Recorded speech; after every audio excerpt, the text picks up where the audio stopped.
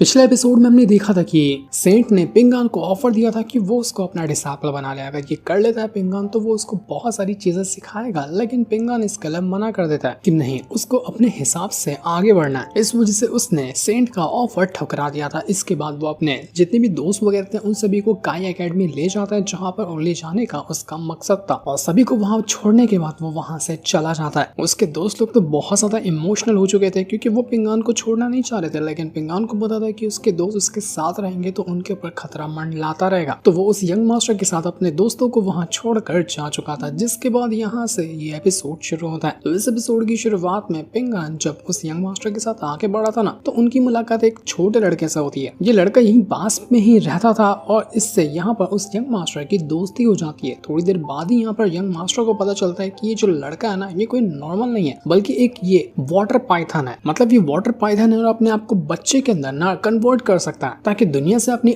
Identity छुपा सके। तो जैसे यंग मास्टर को उसके बारे में पता चलता है, वो उसके साथ दोस्ती कर लेता है। और जब वो देखता है कि इस वाटर पाइथन के अंदर तो काफी ज्यादा टैलेंट है, तो वो उसके आगे चलकर काम आ सकता था। जिसके बाद यंग मास्टर को ये पता चला था कि इसी गांव के अंदर जहाँ से ये लोग अभी गुजर रहे हैं, उसके अंदर एक बहुत ही कमाल की लाइब्रेरी है, जिसके अंदर हर तरह की बुक्स वगैरह मौजूद है, जो कि टैलेंट से जुड़ी हो सकती है और अलग अलग नॉलेज से जुड़ी हो सकती है। लेकिन उस लाइब्रेरी के ऊपर एक फैमिली वालों ने कब्जा करके रखा हुआ है, और कब्जा भी इस तरह से किया है कि उन्होंने ना उस लाइब्रेरी के चारों तरफ एक फायर पाइथन को लगा दिया है। मतलब उस फैमिली वालों ने फायर पाइथन को ट्रैप किया और उसको लाइब्रेरी के गार्डियन करने के लिए लगा दिया, ताकि लाइब्रेरी से कोई भी आकर कुछ बुक्स वगैरह ना ले सके जब तक उस फैमिली की परमिशन नहीं होगी। लेकिन यंग मास्टर ऐसे कैसे शांत बैठ सकता था, इस वजह से वो उसी वाटर पाइथन को ले जाता है ताकि उस फायर पाइथन से वो मुकाबला कर सके। और जब दोनों यहाँ पर आपस में लड़ेंगे तो उसके बाद चांस होगा कि वो फैमिली वाले उनकी जो कंट्रोल में उन लोगों ने लाइब्रेरी को रखा है वो उसको छोड़ दे। यंग मास्टर भी अपनी पावर का यूज करते हुए उन फैमिली वालों से मुकाबला करता है। इस वजह से वो लोग अपनी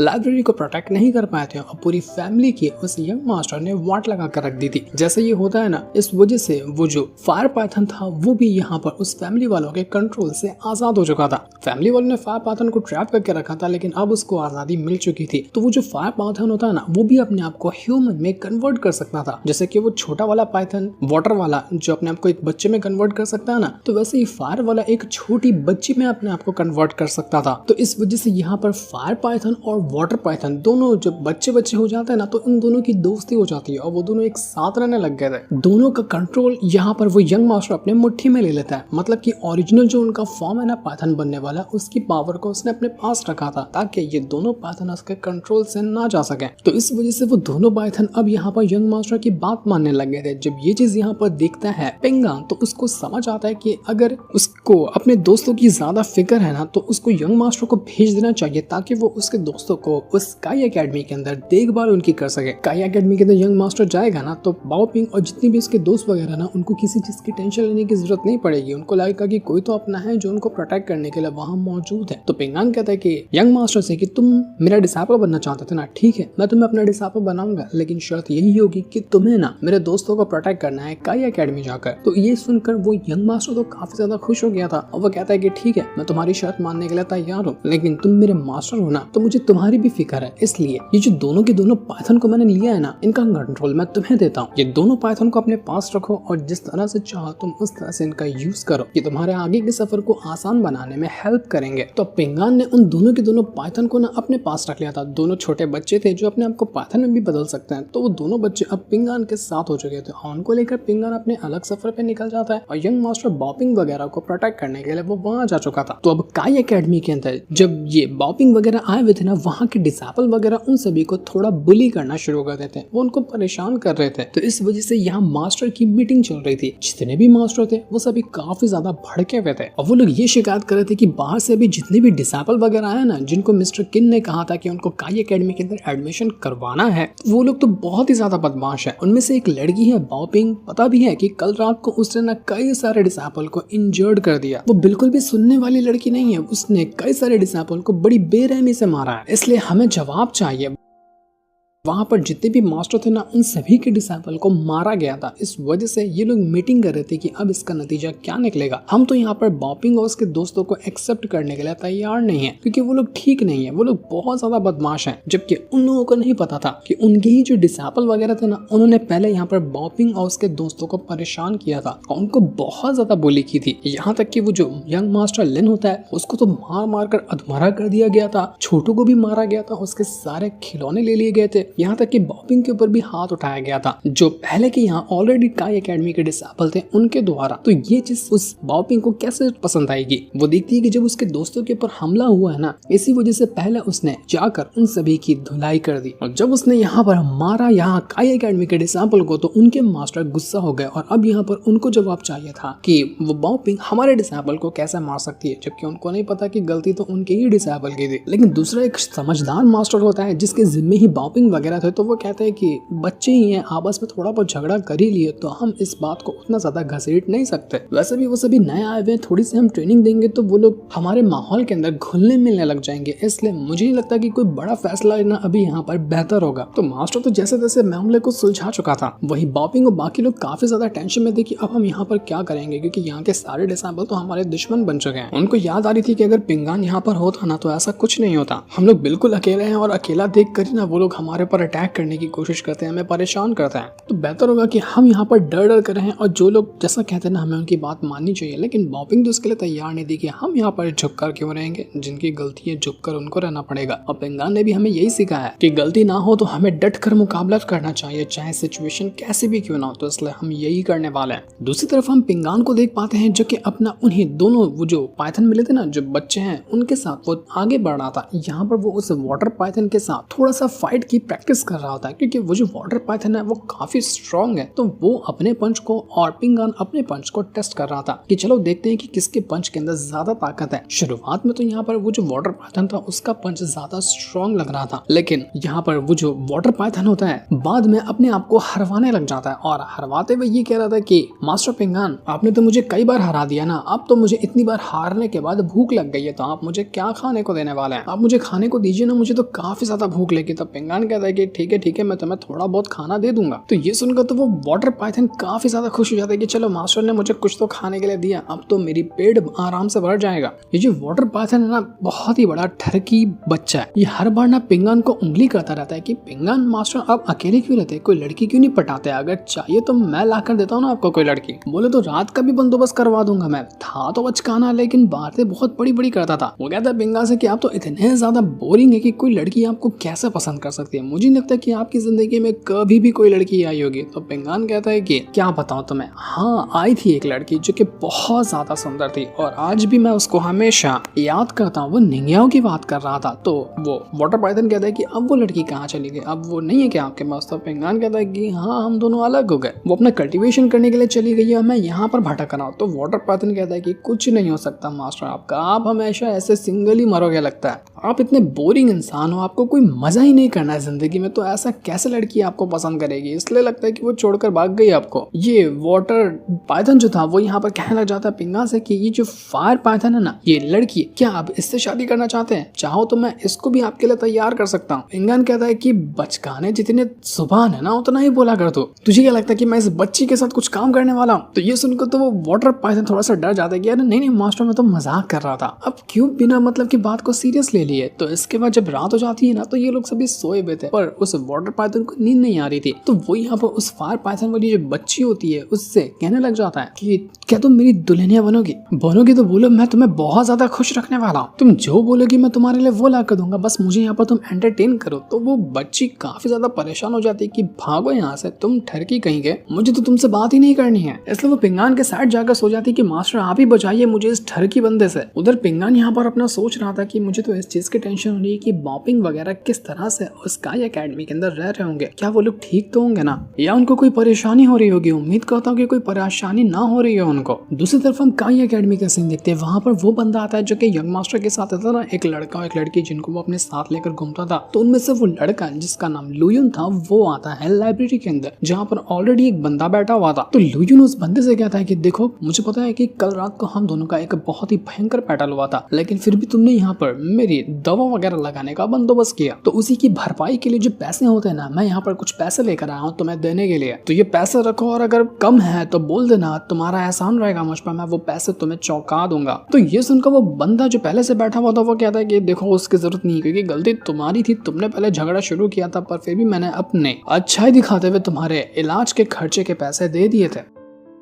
इनकी फाइट तभी हुई थी जब बॉपिंग वगैरह की फाइट हो रही थी ना, जब वो बुली हो रहे थे। तो यहाँ पर ये जो लुयुन है इसको भी बुली किया गया था काई एकेडमी के द्वारा, तो इस वजह से इसका भी झगड़ा हुआ था। तो यहाँ पर आने के बाद लुयुन जो था वो काफी ज्यादा भड़क जाता है कि तुम आखिर इस तरह से मुझसे कैसे बात कर सकते हो, मुझे पता है कि तुम ना शायद दाली डायनेस्टी से ही आते हो क्योंकि तुम्हारे कपड़े उससे मैच कर रहे हैं, और दाली डायनेस्टी वालों से तो मेरा अलग हिसाब किताब चलता है। तो ठीक है, अगर तुमने मेरा इलाज करवाने के पैसे दिए है ना, तो मुझे उससे फर्क नहीं पड़ता, मैं वापस से उतना ही इंजर्ड होना चाहता हूँ ताकि तुम्हारा एहसान उतार सकूं। तो अब यहाँ पर ये कहते साथ ही वो दोनों एक बार फिर से आपस में लड़ना शुरू कर देते हैं। लुयुन यहाँ पर उस बंदे को खूब मारता है और वो बंदा भी उसके ऊपर अच्छे खासे अटैक कर रहा था। दोनों का बैटल काफी कमाल का होता है। वो जो सामने वाला बंदा था ना, वो एक स्कॉलर था, मतलब कि वो नॉलेज से रिलेटेड अटैक वगैरह कर रहा था, और हर बार अपनी जो अटैक को यूज करता ना, उसके अटैक जो थे वो किताबों वाले होते हैं और अलग अलग स्पेल्स कास्ट करके फिर वो अटैक करता। लेकिन लुयुन वो ज्यादातर कॉम्बैट स्किल को फोकस कर रहा था, उसके अटैक कॉम्बैट वाले थे, तो वो उसके जरिए वो यहाँ पर उस बंदे के ऊपर अटैक कर रहा होता है। दोनों का बैटल बहुत ज्यादा डेंजरस था, जहां पर लुयुन तो काफी गुस्से में था, तो इस वजह से वो उस बंदे को खूब मारता है, मार मार कर वो उसकी हालत खराब कर चुका था। लेकिन वो उस बंदे को कुछ ज्यादा इंजर्ड कर देता कि इससे पहले ही वहां पर लाइब्रेरी के जो मास्टर होते हैं ना, वो आकर पहुंच जाते हैं। वो काफी ज्यादा गुस्से में थे और वो कहते हैं कि बंद करो अपना ये बेमतलब का झगड़ा। तो लुयुन कहता है कि मैं यहाँ पर नहीं रुकने वाला, क्योंकि ये जो बंदा है ना, इसने वैसे भी मुझे और मेरे बाकी के जो दोस्त वगैरह है, बॉपिंग वगैरह, इनको बहुत परेशान किया। उनका जो मेथड था वो उसको चुराने की कोशिश कर रहा था, इसलिए मैं यहाँ पर इसको नहीं छोड़ूंगा, चाहे मुझे कोई भी क्यों ना रोके, मैं इसकी जान लेने वाला हूँ। तो ये देखकर मास्टर कहते कि अच्छा तुम मेरे सामने कह रहे हो कि इसकी जान लोगे, तो ठीक है, मैं भी देखता हूँ कि तुम यहाँ पर क्या कर सकते हो। मेरे ऊपर एकेडमी के रूल लागू होते हैं, इसलिए मैं तुम्हारी जान नहीं ले सकता, वरना सच बता रहा हूँ तुम्हारे इस एटीट्यूड भरी बात की वजह से ना मैं सच में तुम्हारी जान ले लिया होता। तो लुयुन कहने लग जाता है मास्टर से कि तो बड़े अफसोस की बात है कि आपके पास तो कुछ भी करने की ताकत नहीं है, किस हिसाब से आप मास्टर हुए जब आपके हाथों में किसी चीज का कंट्रोल ही नहीं है। तो ये सुनकर यहाँ पर वो मास्टर काफी ज्यादा गुस्सा हो जाता है और वो एक बहुत ही ब्रूटल अटैक देकर मार देता है उसे लुयुन के ऊपर। लुयुन यहाँ पर अपने पावर का यूज करते हुए उस अटैक को रोकने की कोशिश तो कर रहा था, लेकिन एक ही अटैक लगने की वजह से उसकी हालत खराब हो जाती है। पर वो हार मानने वाला नहीं था, वो वापस से मास्टर के ऊपर ही अटैक करने को तैयार होता है। वो तो बिल्कुल बौखला चुका था कि उसको किसी भी तरह से बस फाइट करनी है, वो भी मास्टर से। तो मास्टर ये देखकर गुस्सा हो जाता है, वो बहुत भयंकर अटैक देकर मार देता है लुयुन पर, जिस वजह से लुयुन दूर जाकर फेंका चुका था और अब शायद उसके होश ठिकाने आ गए होंगे कि वो किससे फाइट कर रहा था। दूसरी तरफ हम उसी यंग मास्टर को देखते हैं जो कि अपना उसी काई एकेडमी की तरफ बढ़ रहा था। यहाँ पर जब वो आ रहा होता है तो उसकी मुलाकात लियर नाम के एक बंदे से हो जाती है, जो यंग मास्टर को देखकर काफी ज्यादा गुस्सा हो चुका था कि तुम यहाँ पर क्या कर रहे हो, क्योंकि वो यंग मास्टर को बहुत अच्छे से जानता है। तो यंग मास्टर उससे कहता है कि देखो मैं भी तुम्हें जानता हूँ, लेकिन अब मैं पहले वाला वो यंग मास्टर नहीं रहा जो कि बहुत ज्यादा गुस्से में रहता था। अब मैं बदल चुका हूँ और काफी शांत मिजाज का बंदा बन चुका हूँ, तो बेहतर होगा कि अपनी पुरानी दुश्मनी खत्म करो। लेकिन लियर कहता है कि नहीं, मैं तो तुम्हें नहीं छोड़ने वाला, मैं तो तुम्हारी जान लेकर ही रहूंगा, क्योंकि तुमसे मेरी बहुत बड़ी दुश्मनी है और मैं आज तुम्हें नहीं छोड़ने वाला। लेकिन वो यंग मास्टर कहता है कि तुम मुझे नहीं मार सकते क्योंकि तुमने कुछ किया, तो वैसे भी यहाँ पर ये काई एकेडमी वाले तुम्हें नहीं छोड़ेंगे क्योंकि तुम उन्हीं के इलाके में मौजूद हो। वैसे भी पुरानी दुश्मनी खत्म करो और आगे का रास्ता ढूंढ लो। तो इसके बाद जैसे ही यहाँ पर वो जो यंग मास्टर था अकेडमी के अंदर आता है, वहां पर उसकी मुलाकात एक मास्टर से होती है जिसका नाम माओ था। तो मास्टर जैसे ही यंग मास्टर को देखता है वो कहने लग जाता है कि तुम आकर यहाँ पर क्या करो, तुम्हें किसने बुलाया यहाँ पर। तो यंग मास्टर कहता है कि अरे मास्टर माओ, मैं तो यहाँ पर एकेडमी को ज्वाइन करने के लिए आया, मैं यहाँ पर आकर आपके साथ चेस खेल लूंगा, बच्चों को थोड़ा गाइड कर दूंगा और उनको प्रोटेक्ट कर लूंगा ताकि उनके ऊपर कोई खतरा ना हो। वो क्या ना, मेरे मास्टर ने मुझे यही काम दिया कि मैं यहाँ पर आकर डिसाइपल को थोड़ा सा प्रोटेक्ट करूँ, और वैसे भी मैं पहले वाला नहीं रहा, मैं काफी हद तक बदल चुका हूँ और शरीफ हो चुका हूँ। तो मास्टर माओ कहता है कि देखो मुझे तुम्हारे पर भरोसा तो बिल्कुल भी नहीं है, क्योंकि तुम जैसा इंसान कभी घटिया जो था वो बदल नहीं सकता, लेकिन फिर भी अगर तुम कह रहे हो तो इस बार मैं तुम्हारी बात पे भरोसा कर लेता हूँ। पर याद रखना, अगर गलती से भी तुमने इस एकेडमी के खिलाफ कुछ भी करने की कोशिश की, अपने हाथों से मैं तुम्हारी जान लूंगा, समझ गए क्या तुम। तो ये सुनकर वो जो यंग मास्टर था वो कहने लग जाता है कि ठीक है, मुझे तुम्हारी बात मंजूर है। इसके बाद वो यहाँ पर जितने भी पुराने मास्टर थे ना इस एकेडमी के, उनको रिस्पेक्ट पेश करने के लिए अगरबत्ती वगैरह जलाने लग जाता है। अगरबत्ती जलाते हुए वो यहाँ पर ये कह रहा था कि देखो मैं यहाँ पर इस काई एकेडमी के अंदर एक खास काम से आया, जो काम मेरे मास्टर ने मुझे करने के लिए कहा, और मैं उम्मीद करता हूँ कि यहाँ पर आने के बाद कुछ भी गड़बड़ नहीं होगी, इसलिए मैं अपना काम शांति से करना चाहता हूँ, लेकिन अगर कुछ भी गड़बड़ हुई तो माफ करना, मैं तुम्हारी एकेडमी की वाट लगा दूंगा, क्योंकि शायद तुम जानते नहीं कि मैं कितना डेंजर आदमी हूँ। इसके बाद जैसे वो कमरे के बाहर निकल कर आता है ना, उसके ऊपर जो लगा हुआ कर्ज था वो उसके ऊपर एक्टिवेट होने लग जाता है, जिस वजह से उसको काफी ज्यादा तकलीफ हो रही थी। और वो अपने कर्ज से कहने लग जाता है कि यार अब तो मैं अच्छा इंसान बन गया ना, अब तो मेरे पिंगान के खिलाफ कोई भी गलत इंटेंशन नहीं है, तो अभी तक ये मेरा कर्ज खत्म क्यों नहीं हो रहा, अब तो ये कर्ज मुझे माफ कर दे। इसके बाद हम यहाँ पर पिंगान के जितने भी दोस्त वगैरह थे ना, उन सभी को देख पाते हैं। तो उनके पास जैसे ही यंग मास्टर आता है, वो लोग यहाँ पर उसको देखकर बिल्कुल हैरान रह चुके थे। वो छोटू तो सबसे पहले हैरान हो जाता है कि अरे यार तुम यहाँ पर कैसे आ गए। वो जल्दी से यंग मास्टर को अपने बाकी दोस्तों के पास लेकर आता है। तो बॉपिंग सबसे पहले पिंगान को ही ढूंढने लग गई थी, क्योंकि यंग मास्टर और पिंगान दोनों एक साथ निकले थे ना इनको छोड़कर यहाँ से। तो उसको लग रहा था कि पिंगान भी यहाँ पर आकर पहुंच चुका है, पर जब उसको पिंगान नजर नहीं आता तो वो काफी ज्यादा इमोशनल हो जाती है। तो ये देखकर वो जो यंग मास्टर था सभी से कहना चाहते हैं कि देखो पिंगान तो यहाँ पर नहीं आया, उसके लिए अफसोस है, लेकिन उसने मुझे यहाँ पर भेजा है क्योंकि तुम लोगों को पता है तुम्हारी कितनी ज्यादा टेंशन हो रही थी पिंगान को। सारा टाइम वो बॉपिंग तुम्हारे बारे में और बाकियों के बारे में सोचता रहता है कि कब मैं यहाँ पर तुमसे मिल पाऊंगा और तुम लोग किस तरह से होगे। इस टेंशन की वजह से तो उसने अपना आगे का सफर अकेले तय करने का डिसाइड किया और उसने मुझे यहाँ पर भेज दिया ताकि मैं यहाँ पर तुम लोगों का ख्याल रख सकूं। तो अब आगे से तुम लोगों को कोई भी मुसीबत आती है, कुछ भी गड़बड़ लगती है ना, तो तुम लोग बिंदास मुझे बताना, मैं तुम्हारी सारी प्रॉब्लम को सॉल्व कर दूंगा। तुम्हें किसी भी चीज की टेंशन लेने की कोई जरूरत नहीं है। और हाँ, वैसे भी पिंगान ने तुम्हारे लिए बहुत अच्छे अच्छे गिफ्ट तैयार करके रखे। उसने कहा है कि एक बार तुम यहाँ पर थोड़ा अच्छे से काम कर लोगे और अपने आप को स्ट्रॉन्ग बना लोगे ना, तो वो जरूर तुम लोगों से मिलने के लिए आएगा और तुम्हारे लिए अच्छे अच्छे गिफ्ट भी लाएगा। तो इसलिए तुम लोगों को यहाँ पर अच्छे से रहना चाहिए। तो बताओ, यहाँ पर परेशान नहीं करोगे ना किसी को और अच्छे से यहाँ पर रहोगे। तो ये सुनकर जितने भी बच्चे थे ना, वो सभी यहाँ पर काफी ज्यादा खुश हो जाते हैं। पिंगान से कहने लग जाते हैं कि यंग मास्टर तुम पिंगान को जाकर बता देना कि हम लोग यहाँ पर बहुत अच्छे से रहेंगे, हमारी टेंशन लेने की जरूरत नहीं है। जैसा उसने सोचा है ना, हम वैसे ही करने वाले हैं। हम किसी को परेशान नहीं करेंगे और अच्छे से यहाँ पर रहने की कोशिश करेंगे। उन सभी को तो बहुत ज्यादा अच्छा लगने लग गया था कि पिंगान कम से कम उनके बारे में सोचता था। तो अब उनको यहाँ पर किसी चीज की टेंशन लेने की जरूरत नहीं है और यंग मास्टर भी उनके पास आ चुका है, तो अब उनको परेशान कोई भी नहीं कर पाएगा। इसके बाद वो जो यंग मास्टर था वो अपने दोनों बंदों से आकर मिलता है, क्योंकि उसके दोनों बंदे भी इसी काई एकेडमी में रहते हैं ना, तो वो उनसे मिलने के लिए आया हुआ था। लुयुन को तो बहुत भयंकर वाली चोट लगी थी, क्योंकि उस लाइब्रेरियन के मास्टर ने उसको बहुत मारा था। तो इस वजह से वो काफी ज्यादा इंजर्ड होता है। ये देखकर यहाँ पर वो यंग मास्टर थोड़ा हैरान तो रह गया था, लेकिन वो जो लुयुन होता है वो यंग मास्टर से माफी मांगने लगता है। उससे कहता है कि देखो मास्टर, आप मेरे पहले मास्टर हैं और मैं जानता हूँ कि मैंने आपके खिलाफ गलत इंटेंशन रखा था और पिछली बार मैंने आपको मारने की भी कोशिश की थी। तो उसके लिए मैं आपसे माफी मांगना चाहता हूँ, क्योंकि उस टाइम आप उतने अच्छे नहीं थे जितने के अच्छे आप अब हो चुके हो। तो यंग मास्टर कहता है कि ये सब कुछ ना पिंगान की वजह से हो पाया, उसने मुझे अच्छा इंसान बनाकर रख दिया, तो तुम्हें भी अब वैसा ही बन जाना चाहिए। देखो, गड़बड़ करने में या बुराई करने में अब कोई फायदा नहीं रखा, तो जितना तुम अच्छे से काम करोगे उतना ही तुम्हारा आगे का सफर अच्छा होगा। मैं यहाँ पर तुम लोगों को अपने बातों को मनवाने के लिए नहीं आया हूँ। अब हम यहाँ पर बिल्कुल एक दोस्त की तरह रह सकते हैं। तुम मुझे रिस्पेक्ट देना, लेकिन मेरी हर बात तुम्हें मानने की जरूरत नहीं। तुम भी अपने हिसाब से अपनी लाइफ जी सकते हो। वैसे हाँ, तुम्हें ये चोट कैसे लगे, तुम्हें इतना भयंकर नुकसान किसने पहुंचाया? तो वो जो लुयुन था वो सारी की सारी बात बता देता है कि लाइब्रेरी का जो मास्टर है ना, उससे मेरा कल पंगा हो गया था, उसने बहुत बुरी तरीके से मुझे मारा है। तो ये सुनने के बाद वो जो यंग मास्टर था काफी ज्यादा गुस्सा हो चुका था। वो कहता है कि अच्छा ऐसी बात है, ठीक है, फिर तुम आराम करो, मैं छोटा सा काम करके आता हूँ। इसके बाद वो जो यंग मास्टर था वो तुरंत ही कमरे के बाहर आ जाता है। किसी को समझ तो नहीं आ रहा था कि असल में यहाँ पर ये करने क्या गया, लेकिन वो यंग मास्टर जानता था कि अब उसको क्या करना है। वो सबसे पहले पहुंच जाता है उसी